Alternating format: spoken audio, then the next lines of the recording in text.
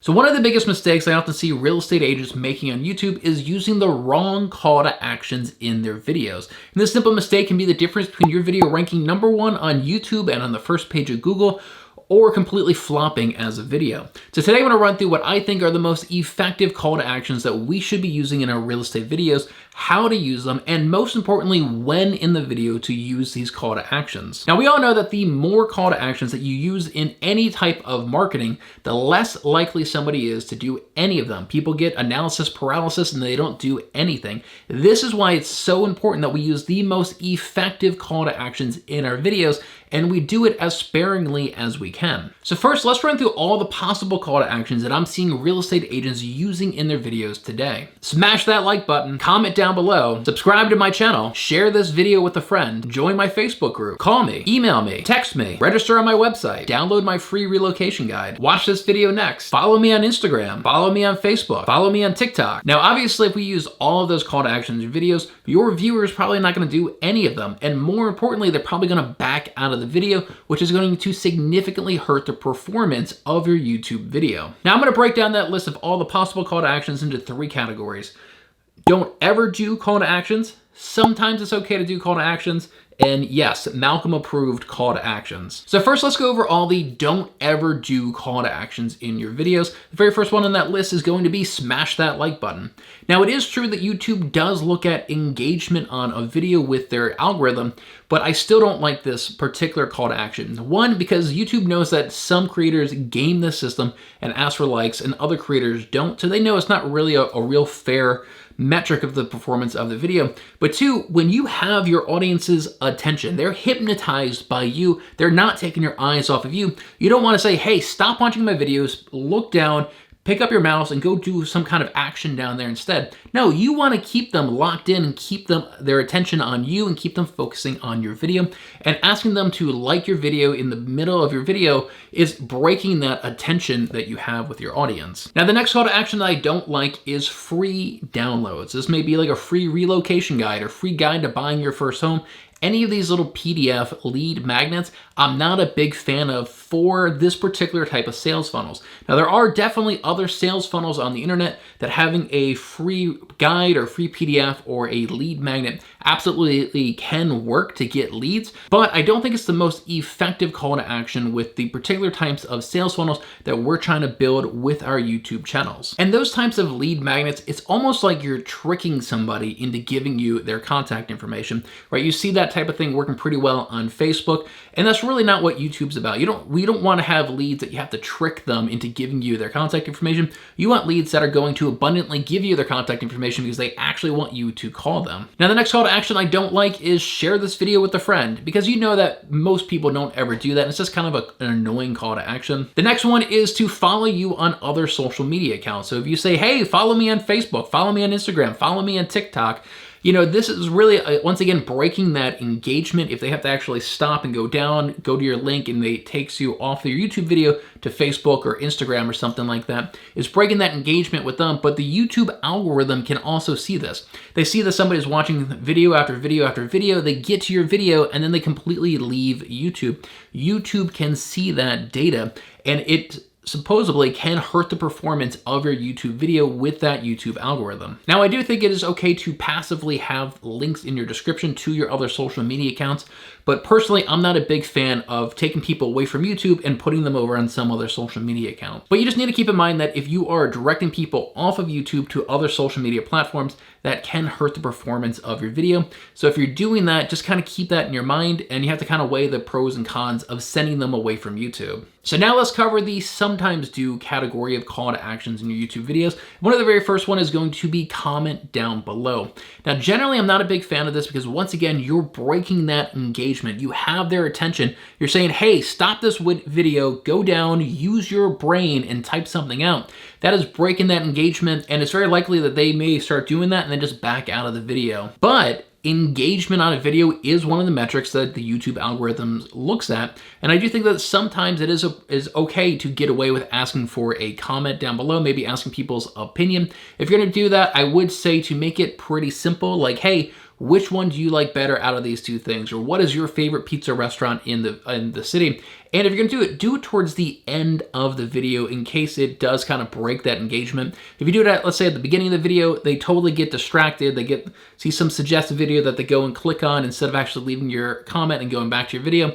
But if you do it towards the end of your video, if that happens, if they get distracted and go and click on somebody else's video, it's not gonna hurt the performance of your video nearly as bad as if you did it at the start or in the middle of the video. Now, the next call to action that you can sometimes do is directing them to the full article that you wrote to go along with that YouTube video. Now, I know not everybody does that, but I do it quite often. I think it's the best practice is I like to write an entire article with links and resources, and then I make a video based on that article. And oftentimes I'll direct people from that video back to my website to that article, and I'll tell them, hey, it's full of additional links and resources around this topic. Now, once again, this is taking them away from the YouTube video and towards my own platform, which is not always the best thing for the performance of the video, but I also look at the Google algorithm. I want my article to rank on the #1 spot on Google. So me sending traffic to that article can help performance of that article in the eyes of Google. Also, if I can get them to my website, to a particular article, I can pixel them and then retarget them with Facebook ads and Google pay-per-click ads. So just know that theoretically, sending people from your YouTube video to your website, it can hurt the performance of your video, but if you have other upsides like I do, being able to retarget them and get my article to rank higher on Google, it can be worth it. And I also want to point out that I usually only do this call to action in kind of these smaller videos that I know are not going to get a lot of views. If I'm going after a much bigger search term or topic that's very competitive, I'm probably not going to use that call to action because I know it will kind of weaken that video a little bit more. But if you're making it on a topic that you have literally no competition on, I think it's perfectly fine, and it probably won't have a big impact on the ranking of your video. Now, another call to action I sometimes like to use is to join my Facebook group. So at the end of a video, let's say about Annapolis, let's say, hey, if you guys want to connect with other locals in this area, get answers to your questions, join my exclusive Facebook group all about this city. And once again, this is kind of hurting the performance of my video a little bit, but I'm building up a whole nother asset over here of a local Facebook group. So for me, that trade-off is worth it. And Facebook groups can be an excellent source of free leads for your real estate business as well. And so Facebook groups are part of my overall sales funnel. And sometimes I'll use this call to action, but not always. All right, so now let's talk about the do call to actions, right? All the call to actions that are Malcolm approved. So the first call to action, and the one that I think is the most important call to action on YouTube today, is, hey, if you like this video, check out this video right here. So the call to action is to direct them to watch another one of your YouTube videos.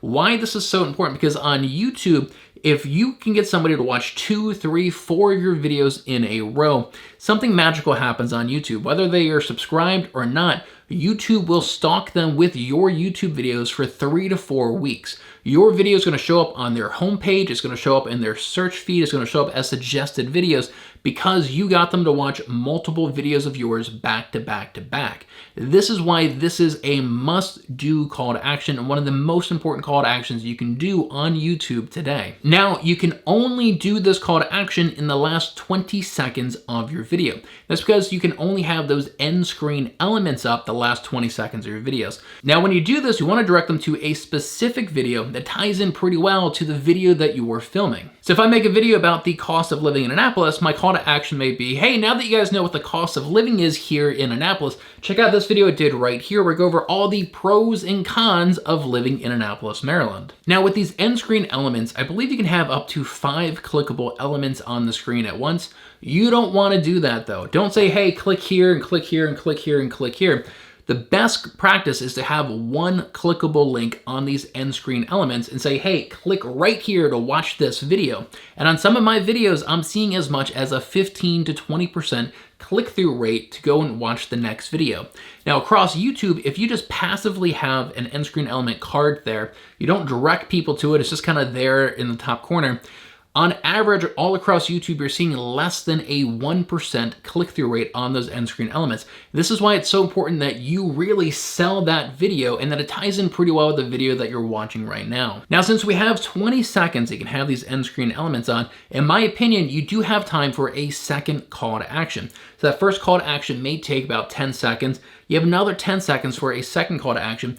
And usually what I like to do in this spot is to tell them to reach out to me if they want to buy or sell real estate. And personally, I like just giving them my contact information. I think that people watch videos, they get really excited, they want to call you right then and there. So I think that is best practice just to give them your contact information. And so the last 20 seconds of one of my videos may look something like this. So now that you know what all the pros and cons are living here in Annapolis, Maryland, check out this video I did right here where I break down my 10 favorite restaurants here in Annapolis, Maryland. By the way, I'm a local real estate agent. If you're thinking about moving here or selling your home in the Annapolis area, I'd love to have a conversation with you. All my contact information is down in the description below.